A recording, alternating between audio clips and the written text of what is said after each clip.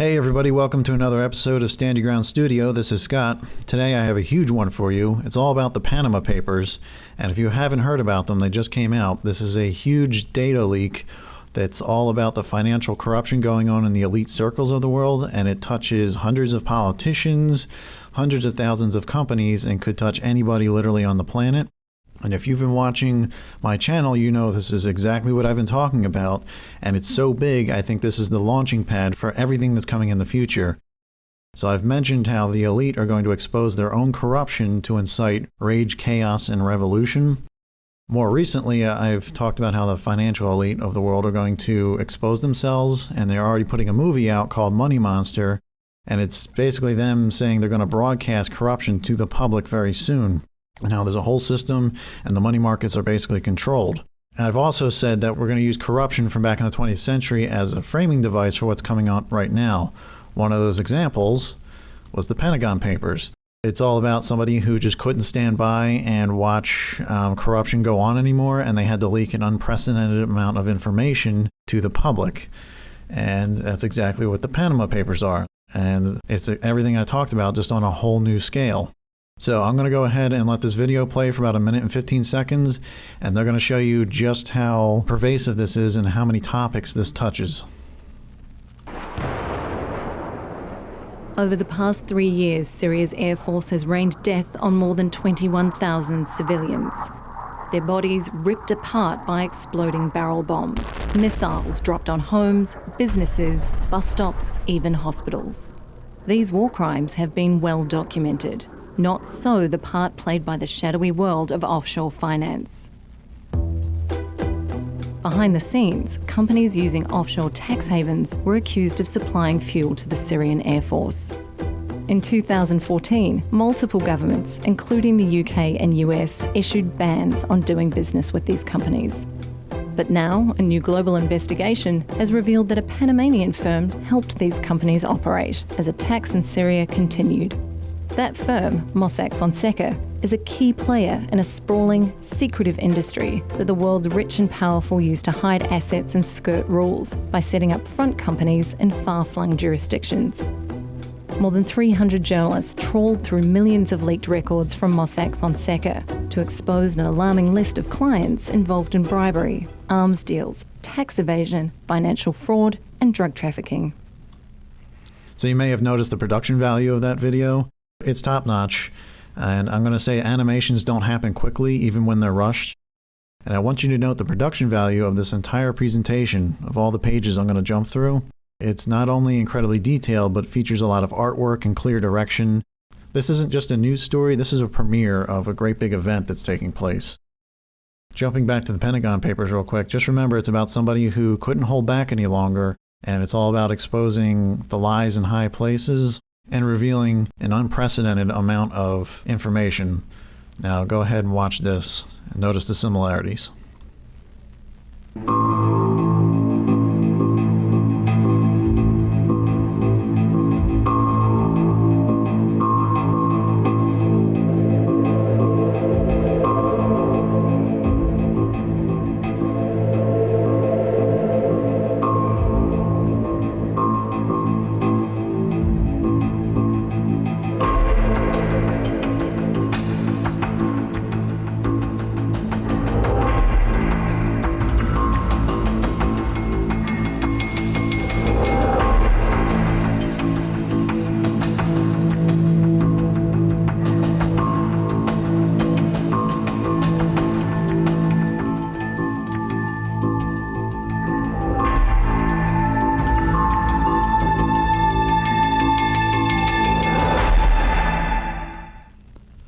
So it's an intro to a great big presentation or a production that's being put on.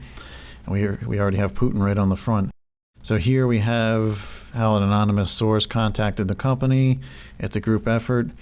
They even have a behind the scenes video of how they put it all together. And here's all the information, the unprecedented amount of information that was leaked. They put graphics to it. The journalists compiled lists of important politicians, international criminals, and well-known professional athletes, among others. The research, All right, so for each name found, a detailed research process was initiated that posed the following questions. What is the person's role in the network of companies? Where does the money come from? Where is it going? Is this structure legal? And they say, generally speaking, an offshore company or a shell company is not illegal. However, a look through Panama Papers very quickly reveals that concealing the identities of the true company owners was the primary aim in the vast majority of cases. What this made me think of is when I was first waking up about 10 months ago, maybe.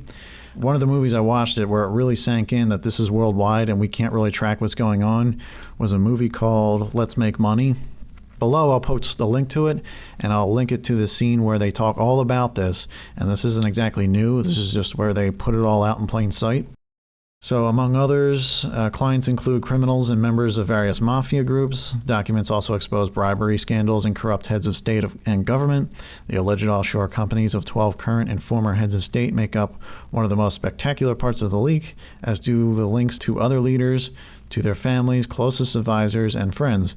The Panamanian law firm also counts almost 200 other politicians from around the globe among its clients, including a number of ministers. So they go on to lay out just a ton of graphs and information. You can share any one of them. Get the word out, please. It's time for us to do this. So scrolling through all this information, check this out. The power players. They even lay out dossiers of a bunch of these people. And I'll just let it play.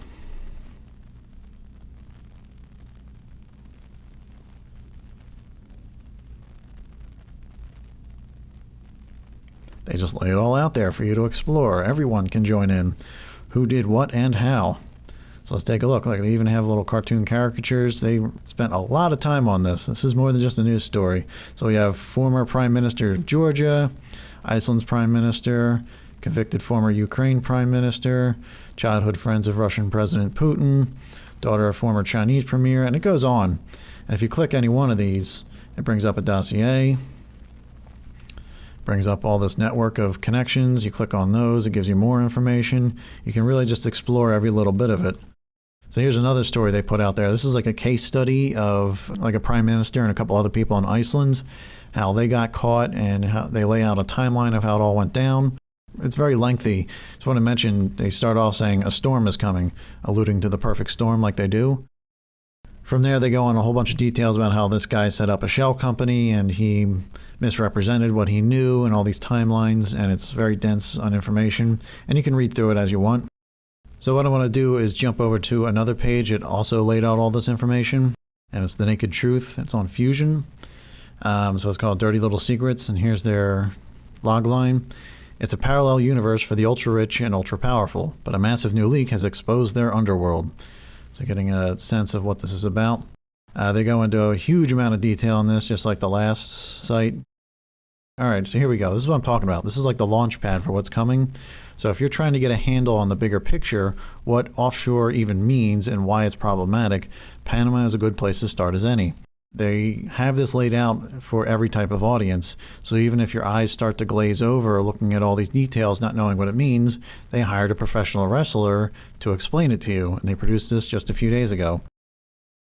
You know, I made a ton of money as a wrestler. What if I told you there was a way to hide that shit ton of money someplace else, keep it away from anyone chasing it? And here's the crazy part. Not pay taxes on any of it. It's called a shell company. A fancy lawyer will set one up for you. Now, the lawyer, he establishes the company, usually in some exotic faraway place like Nevis, or maybe the Cayman Islands, or maybe even Panama. Now, they got privacy laws in those places that protect you in case the popo come a-snooking around and knocking. They call these countries tax havens. Now, listen up real good, y'all. Your shell company has a bank account, but your name ain't on that bank account. You're invisible. So when your lady comes looking for that extra 20 grand you made in Vegas, what happens in Vegas stays in some other place like Panama or Nevis, wherever the that is. Okay, so there you go. They've got an explanation for everyday Joe Blow that anybody can understand, and they keep right on going. All right, so this is a huge point. This is what a web of secret companies looks like, and this is everything I'm talking about. This is a data map of the intersection between clients, shareholders, companies, and corporation agents who have used Mossack Fonseca's services. It represents just over a third of all the data we have. We've chosen to show you 115,373 of the most connected entities. So you can see how, in many cases, individuals are actually related in some way. Here we go. Key point. What does that say? It tells us that the people who create shell companies through Mossack Fonseca move in similar circles. So it's a repeated theme going on. So here's a network of all the impossible connections.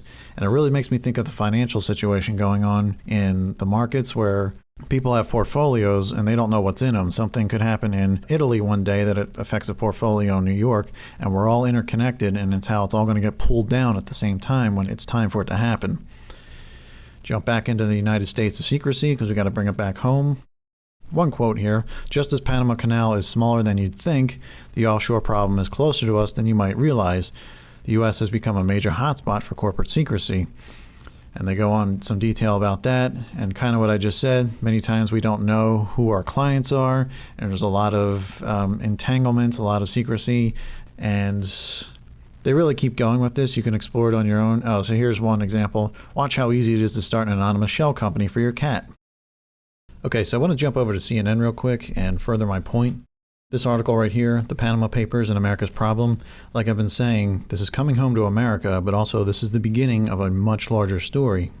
So he starts off with a recap of everything I've told you, but here we go. Firms in the United States play the same role as Mossack Fonseca, possibly on a larger scale, and they are doing so with the tacit blessing of our lax financial secrecy laws. In fact, a recent study by the Tax Justice Network found that the United States is the third biggest offender in the world when it comes to facilitating financial secrecy and tax evasion. An example in history, the Enron Corporation infamously used shell corporations to conceal its mounting debt to make it look like it was more profitable than it actually was. You know how that turned out.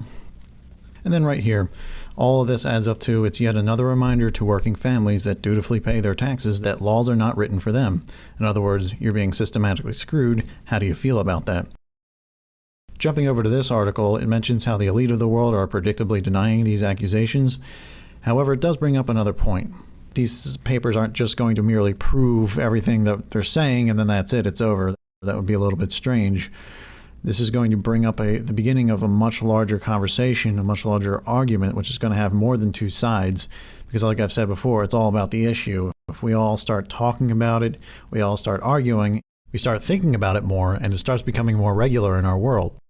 And on that note, we have an article over here telling you to ignore anyone who tries to downplay all of this, that the Panama Papers are a really big deal.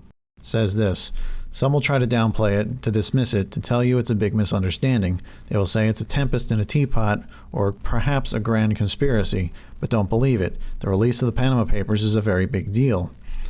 She goes on to say, this is an earthquake. The aftershocks will continue for months, even years to come. It could also be the beginning of the end of secrets. And somehow they always say exactly what I expect them to say. She goes on to say, this type of corruption is dangerous to all types of government and societies. The documents detail potential malfeasance in democracies, autocracies, and dictatorships alike, and powerful people around the world are no doubt breaking out in a cold sweat. So again, this is that circle of people that all know each other, and they're in all types of government. Still, this avalanche of information will probably in many cases prove damning and consequential, and it will not exactly come as a shock. Instead, the release of these papers will confirm many suspicions. Again, this is all stuff we all kind of know about, we all in some way expect, it just needs to be brought up, and we need to be handed an enemy. And I just want to end on this note.